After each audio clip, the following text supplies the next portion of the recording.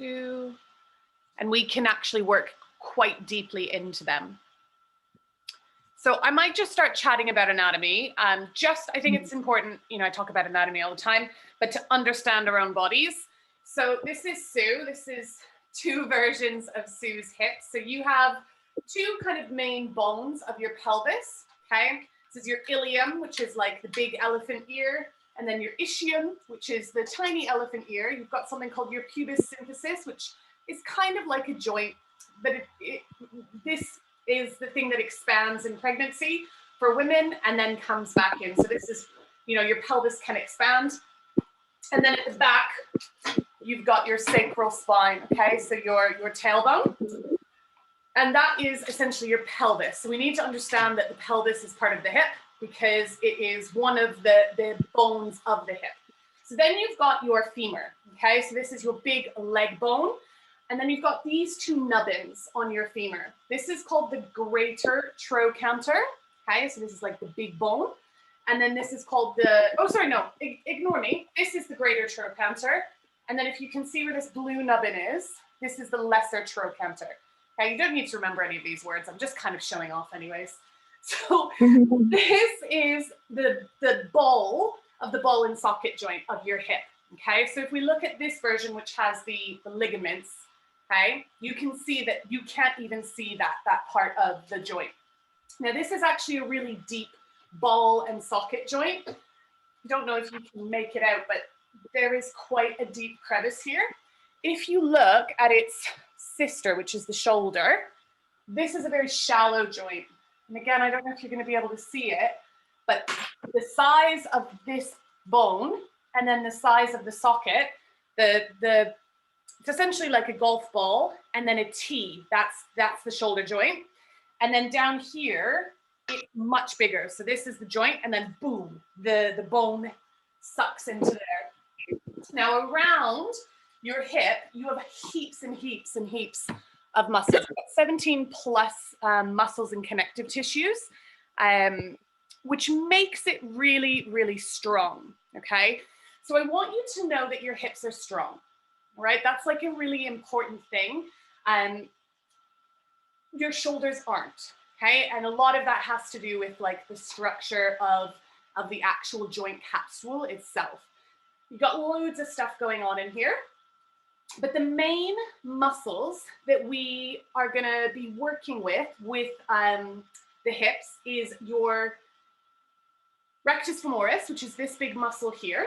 And this is responsible for lifting the thigh and also bending the knee. Okay, so this hip flexor, we're gonna work on it. It can get really tight. And then you've got your psoas, which I'm sure you've all heard of before, but your psoas connects to the lower back. It wraps around the back of the pelvis, comes across the front here, and then connects to that lesser trochanter.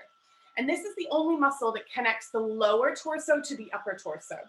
And that muscle, again, is responsible for moving this leg bone. Then we've got piriformis.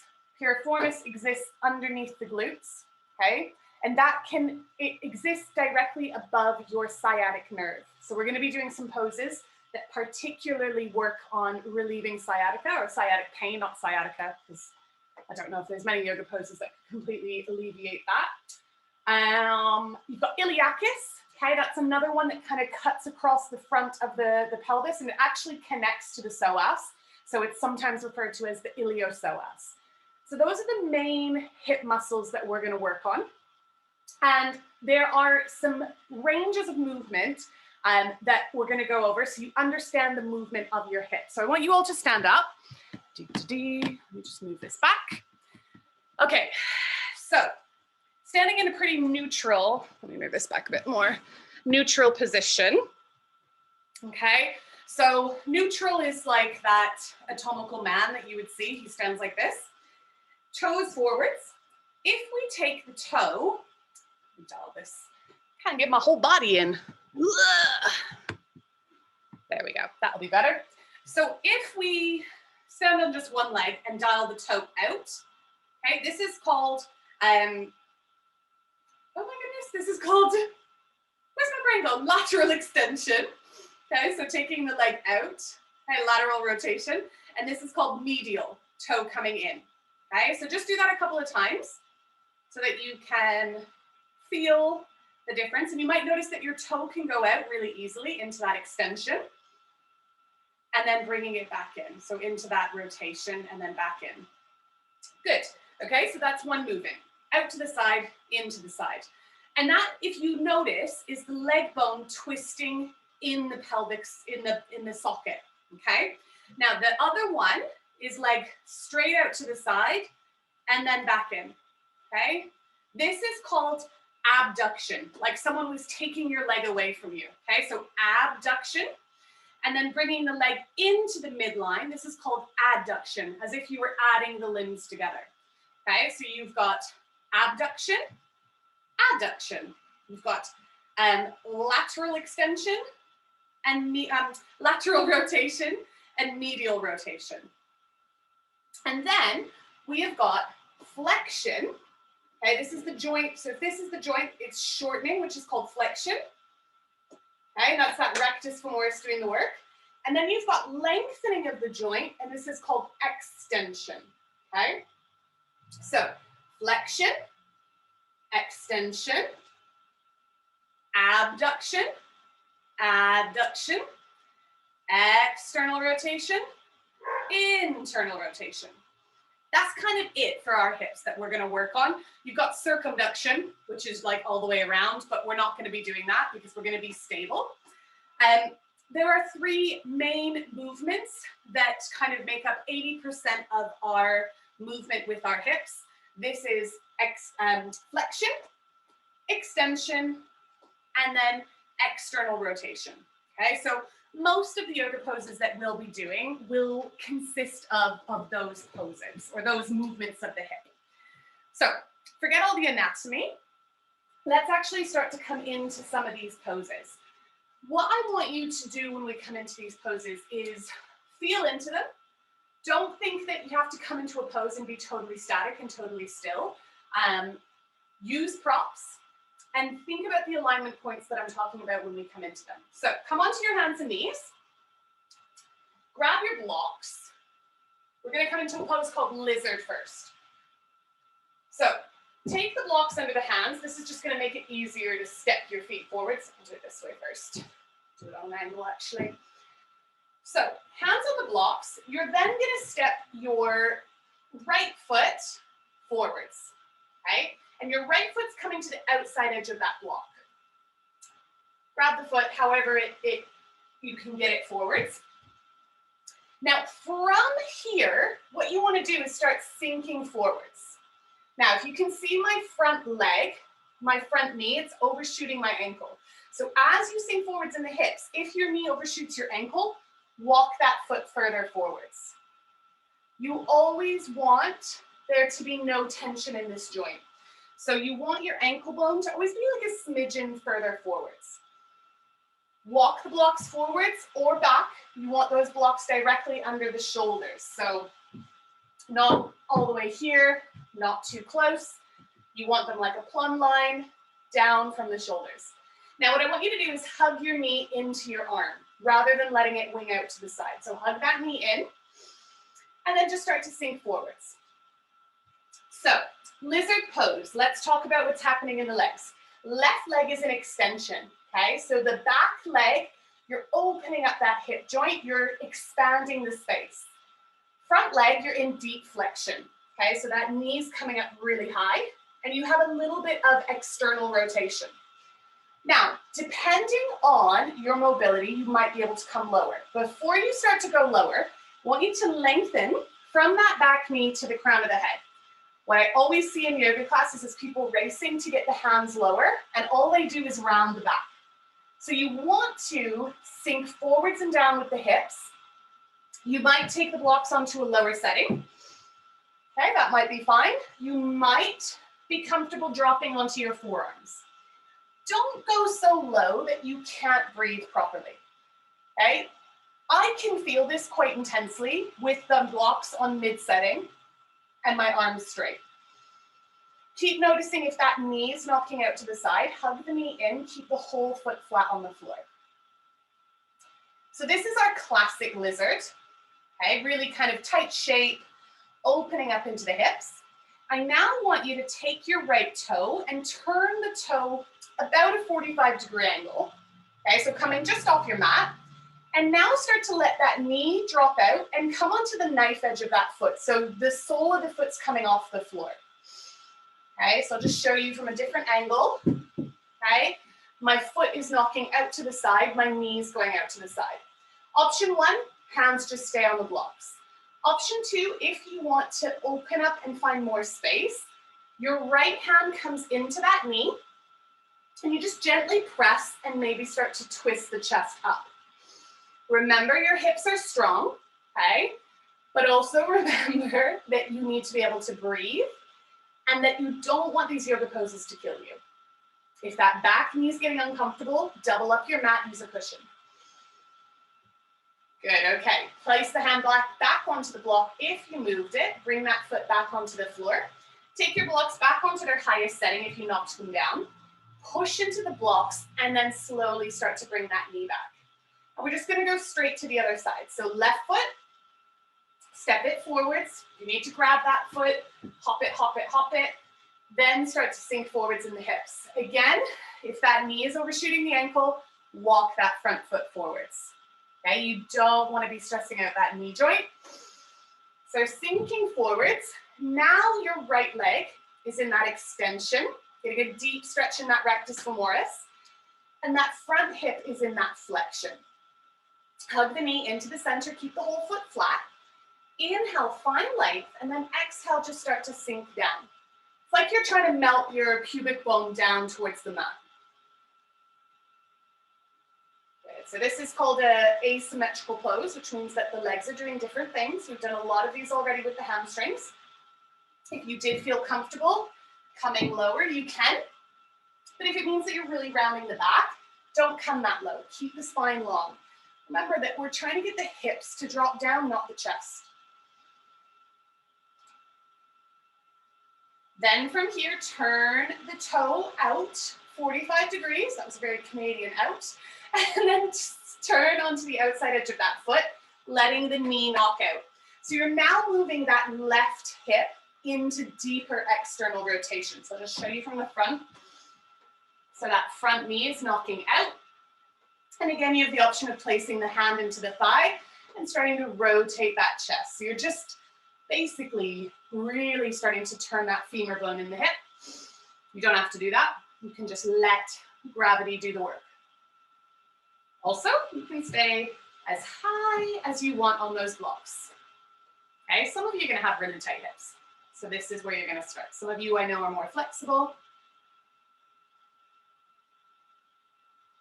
Good, okay, if you've lowered down onto the blocks, bring them back onto their highest setting. Place that foot back onto the floor. And then just step that knee back. Good. From here, come onto the bum. Take the feet together and just butterfly the knees. Okay, we're gonna actually come into a pose called butterfly pose. So this is just a nice release. You might need one or two blocks underneath the knee, bum. So as in this pose, we want the feet together and we want to bring the heels as close to the pelvis as we can. If this makes you do this, block or two under the bum. Take as much height as you need to get your spine up nice and tall. Okay, this is super important. So feet in, hands on the feet or the shins. So traditionally, your hands are grabbing the feet and opening them like a book. If you're sitting on a block, sometimes it's hard to get the feet. So grab onto the shins, the ankles, whatever works for you. Then you're gonna press your elbows into your knees. Just realize I'm dressed like a ninja. And you might not actually be able to see me that well or what I'm doing. So, so from here, elbows rest in the thighs, and you're gonna start to push down. Now we wanna keep as straight of a spine as we can. The goal here isn't so much to fold over those legs. Instead, it's to try to release the knees down. Now, you might be up here, okay? If you're tight in the hips, I know some of you are, don't worry about that. If you can't grab the feet, just take your hands onto your knees and just gently apply some pressure here. Remember, your hips are strong. If you can, you're pushing into the elbows and you're trying to get those knees to release. You can see that I'm holding onto my shins here. That's because I'm sitting on a block. It's quite hard to reach my feet. Then if you are more flexible, you could start to squeeze the hips to bring yourself down. We're not rounding the back, okay? So keeping yourself up nice and tall and just trying to release those knees down. Again, if you're very tight, you might just be doing this. Inhale, find length. Exhale, see if you can take it a bit further.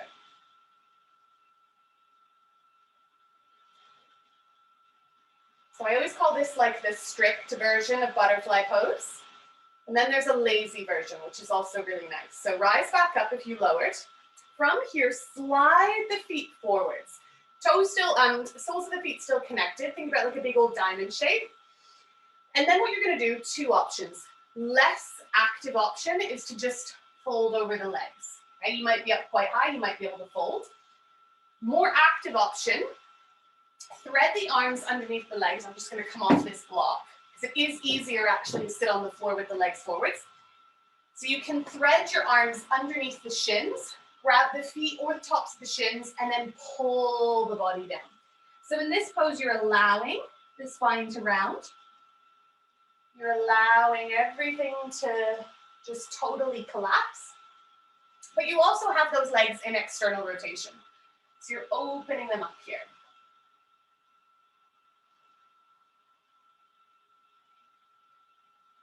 And just take a couple more breaths. This is nice and restorative. Don't worry how low you're going.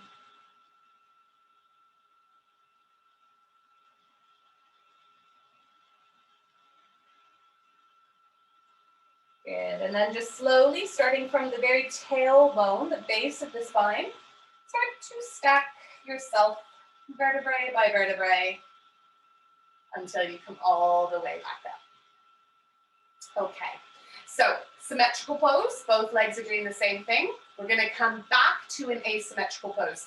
You may have heard of this pose. This is called pigeon. Pigeon is great for relieving sciatic symptoms, okay? So sciatica symptoms. There are a few versions of pigeon. So I'm gonna show you all three versions, okay? And then we'll go through them because not everybody's gonna be able to get into the first one. So pigeon pose, first option is to slide the knee behind the wrist, shuffle the toes, slide the back knee, and bring yourself down. Okay, this is, I think, the hardest version because your body weight is coming down on the hips.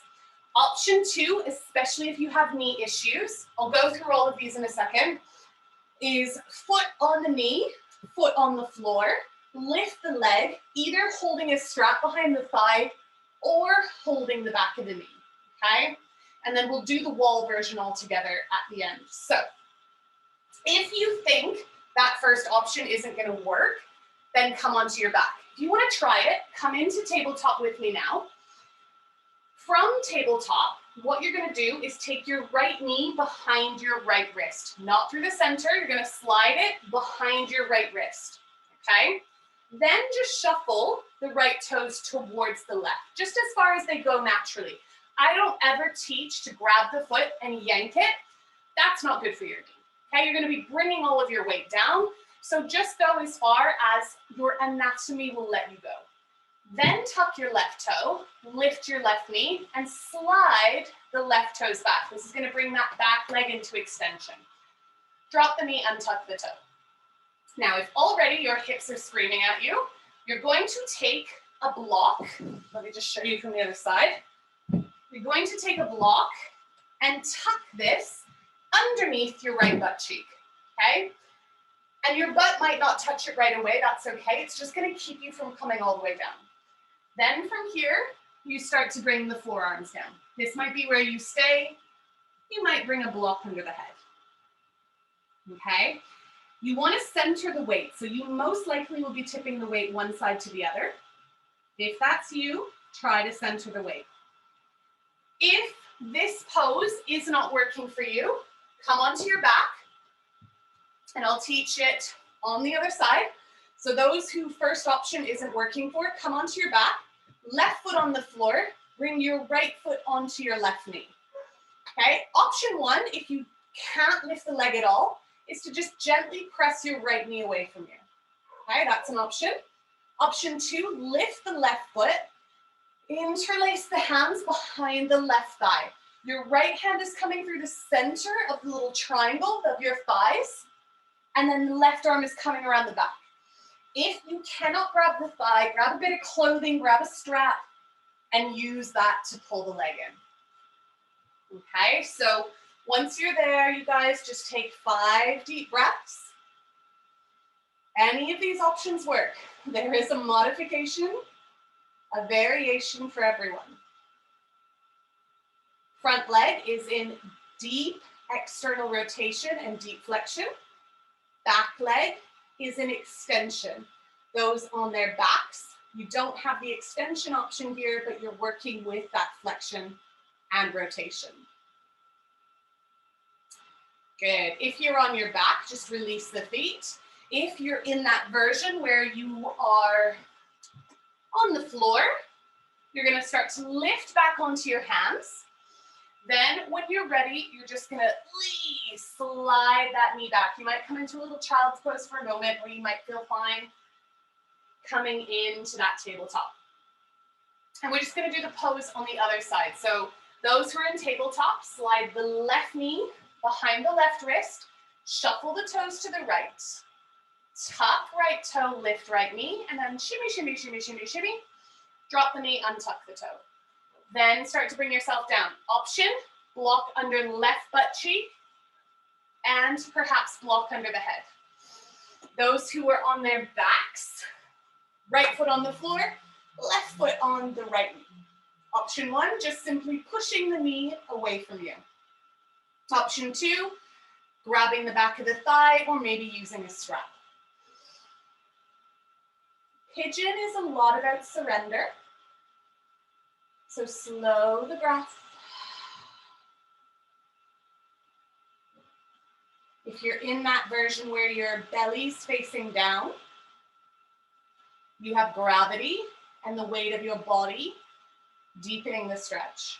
So don't, if you're fidgeting like crazy, don't bring yourself as low. You want to try and hold as still as you can. Good. And then if you're on your back, just slowly release the feet. If you're in that reclined pigeon, just bring yourself back onto your hands. Again, pushing, pushing, pushing back into that little child's pose. Good. Alrighty, so if you're on your back, you're gonna come back up. So this is the pose. We're coming into frog. Frog is a deep groin opener. You might need those pillows under the knees if you don't have a very padded mat or if you have really bony knees. So watch me first, then we'll come through it together. So in pigeon pose, you'll most likely turn this way on your mat, hands and knees on the floor, and then you're gonna take the knees a little bit wider. From here, you're gonna start to flex the feet and slide them out. So I'll show you from a different angle. So in child's pose, our toes come together like this. In frog pose, we flex the feet and slide the feet out. This is what's going to really start to challenge our groin. Now from this position, we then start to let the knees slide away from each other. Now what we don't want to do with the hips is one, take them forwards into this weird like pelvic thrust to the floor. And then also two, we don't want to sit them back.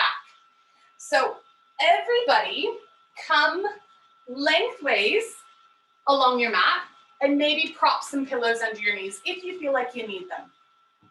Okay? And then before we even start to slide our knees away from each other, hands on the floor. Look at the line that would connect the knees. You want your pelvis to go straight down to that line that connects them. Not forwards of the line, not backwards of the line. Now from here, flex the feet and slide your feet out like frog legs. Good. Now from here, you might stay put. That might be enough for your groin. If not, you can start to let the knees slide away. Don't take the pelvis forwards. Don't take the pelvis back. Keep the groin going straight down. This is enough. Okay, a lot of your like internal body signals are going to be screaming and saying, what the hell are you doing? Why are you doing this? This is danger zone. Get to a point where you can hold it and it's not killing you. Then if you want to, if you are more flexible, you can bring the forearms down, maybe even bring the chest down.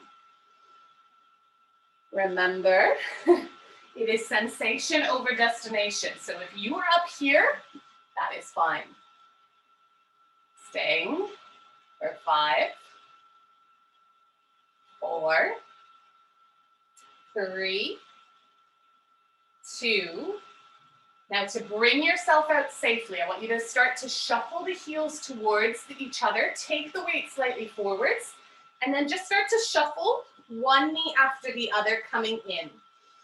Maybe sinking back into a little child's pose. Oh, just telling your hips and your groin that you're all right.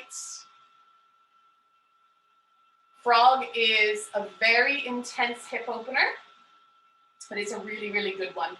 It's good for the brain as well, okay? Mind over matter. So we have 2 poses left. One is a symmetrical, one is an asymmetrical.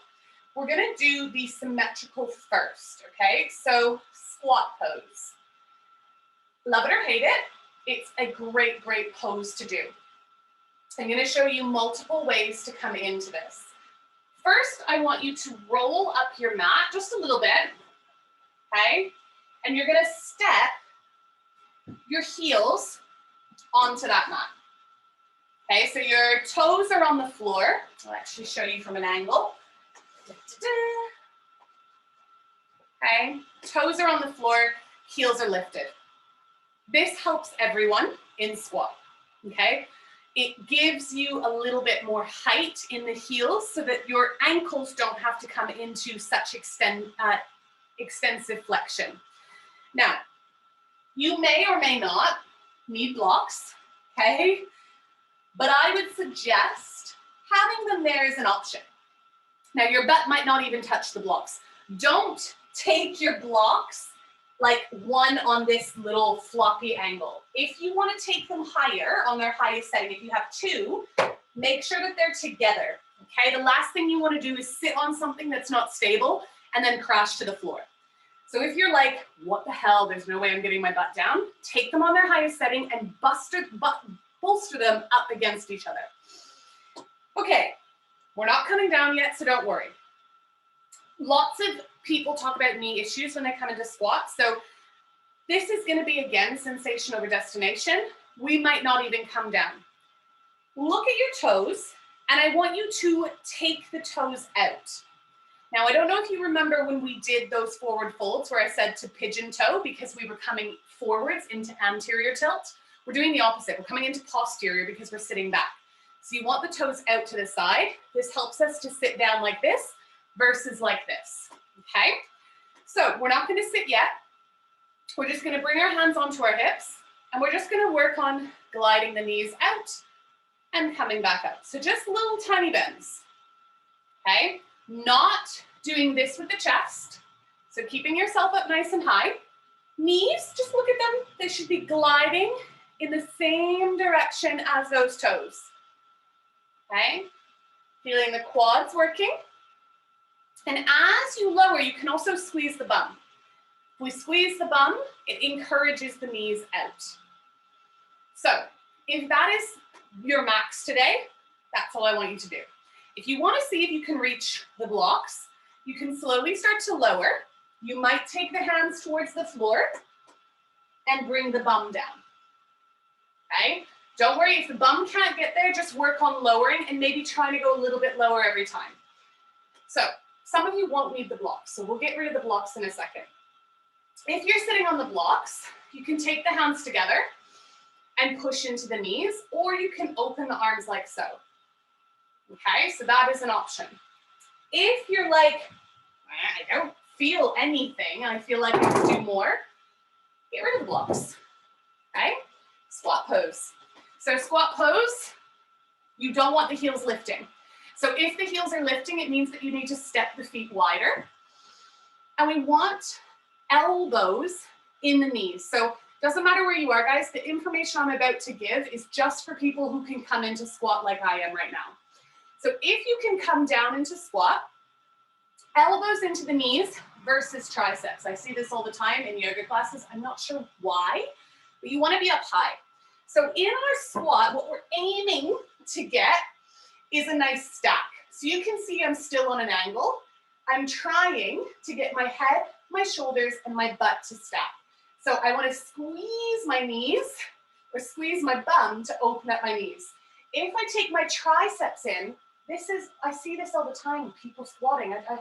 This is, again, you're doing that total rounding in the back. You want to be up nice and high, encouraging the knees out.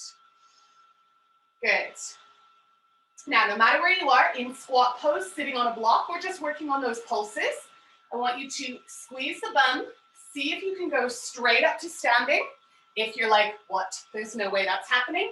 Hands on the floor, help yourself up.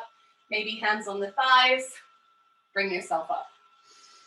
Squat is one of those poses that needs repetition, okay? But all of the postures that we did prior to squat help us with that hip opening. Squat pose is flexion and external rotation, okay? And then to push out of it is the strength in the quads and the glutes to lift me with control. We've used the glutes in those balancing poses. So don't worry if you are finding squat a nightmare. It takes time. Alrighty, last pose. Scoot yourself against a wall or a door. You don't need a lot of space at all.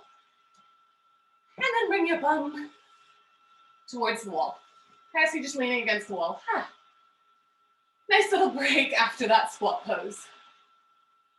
It'd be really interesting to see how all of you got on tonight as well. There are so many hip stretches. I've stuck to just some basic ones. But in all of the hip stretches, you'll find some that are easier and some that feel impossible. So what I want us to do, we're going to take that pigeon pose, so the one where we were doing this, okay, or the one where we were on our backs, but we're going to do that pose against a wall. So if you found either of those poses uncomfortable, this is another option that's really nice. So you can see my tailbone is a little bit away from the wall. I don't want you to scooch all the way in. Take your left leg and then slightly bend it. Okay, so just a slight bend. And then you're going to bring your right foot on top of that knee. If this is very difficult, slide the left foot further forwards. If you're like, I don't feel anything in my right hip, start to scooch your left foot closer. Now, the closer you bring that left foot, the more you're going to start to feel that in your right knee. Not your right knee, your right hip. What you don't want to do is scooch so close that you start sending the bum away from the wall, okay? So we want the bum to stay still, and you just work on deepening the intensity of the stretch with the foot on the floor. And you can also gently, using just the muscles, not the hands, push the right knee away from you. You should feel this, okay? If you're not feeling it, play around with your left leg or scooch your hips closer to the wall. So you're, again, in flexion, okay? That front hip joint is shortening, it's coming in. And the knee's going out to the side, which means that we're coming into external rotation. Woo! Good. See if you can maybe bring that foot a little bit closer. It's quite like this using the wall because the wall's kind of doing the work. You just have to breathe through it. Good. To come out of this, the nicest way I like to come out of it is just to grab my foot, grab my knee, kind of like cradling it like a baby. Slide your left foot forwards and then release that right leg. Maybe giving them a little shake. Good, okay. Gonna bend your right knee just a little bit, nothing too crazy. Okay, if you really tighten the hips, barely bend it. And then take that left foot, place it on top of that right knee, and then start to scooch that foot in. Again, without using the hands, we don't want to like be pushing too much. You can use the muscles of the hip to push the left knee away from you. Noticing maybe which hip felt tighter. left or right.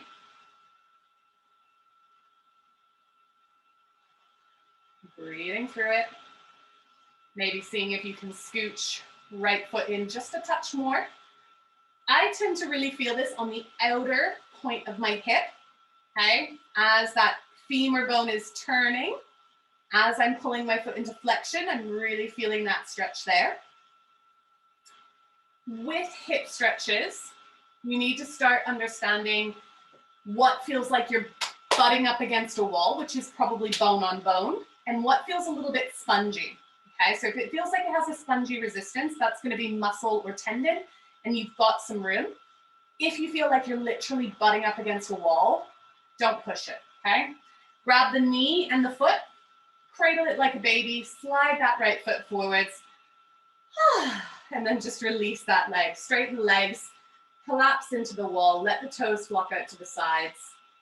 Just take a moment here, close your eyes, don't worry about how you're sitting, and just kind of feel into the sensations.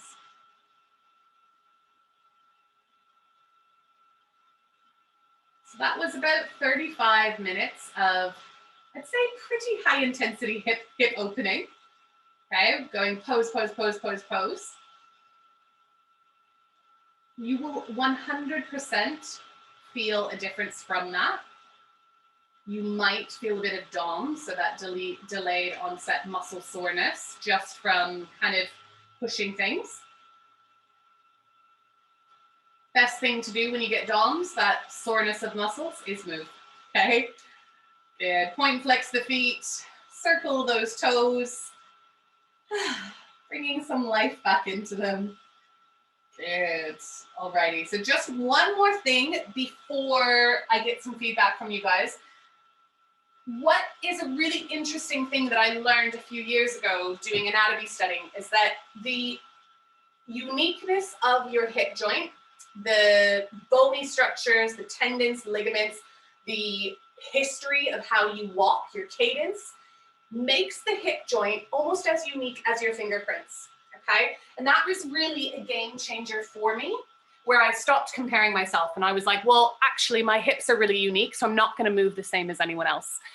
So guys, that is it for the poses that we're gonna look at this week. I will be throwing in some other ones.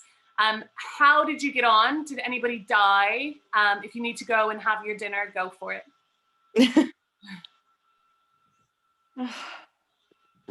Let's see anyone. How'd we get on? Anybody have any feedback? If you don't, that's also fine. I can do the squats. It's everything else that's the problem. Okay, that's interesting. Yeah. That's good. What poses did you do? Pigeon on your belly, or did you have to do it on your back?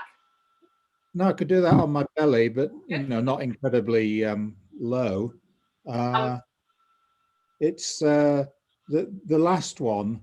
I just couldn't get my lower leg anywhere much off the floor at all. To come closer, to bend. That's right. That's right.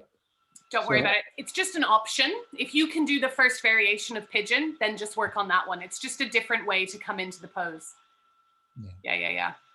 I found pigeon really incredibly, I thought it was fantastic. I just felt so, I could breathe easier. It was very relaxing. And I surprised myself by how low I could go. But I'm a bit knackered because of my problem with my left elbow. But on the right side, I was amazed at how low I could go. And so it was overall, it was a really good session for me because I felt I'd made progress in my body, as it were, if that makes sense. You know what I mean? I think hips, I didn't want to start with them for the beginner's course, but you think about where your hips are, they're quite central on your body. And if you have issues with your hips or tightness in your hips, they're affecting everything that's happening downstream and everything that's happening upstream. And so they're a really great place to start working holistically on the body. Yeah. Good. I couldn't do the squat. Yeah. I think it's going to be, did you feel hesitant with like the knees and the strength component? What was making you not drop into it? I don't know. I don't seem to have been able to do it for ages. Yeah. Squat can be a number of things. It can be mental, like the fear of actually getting into it.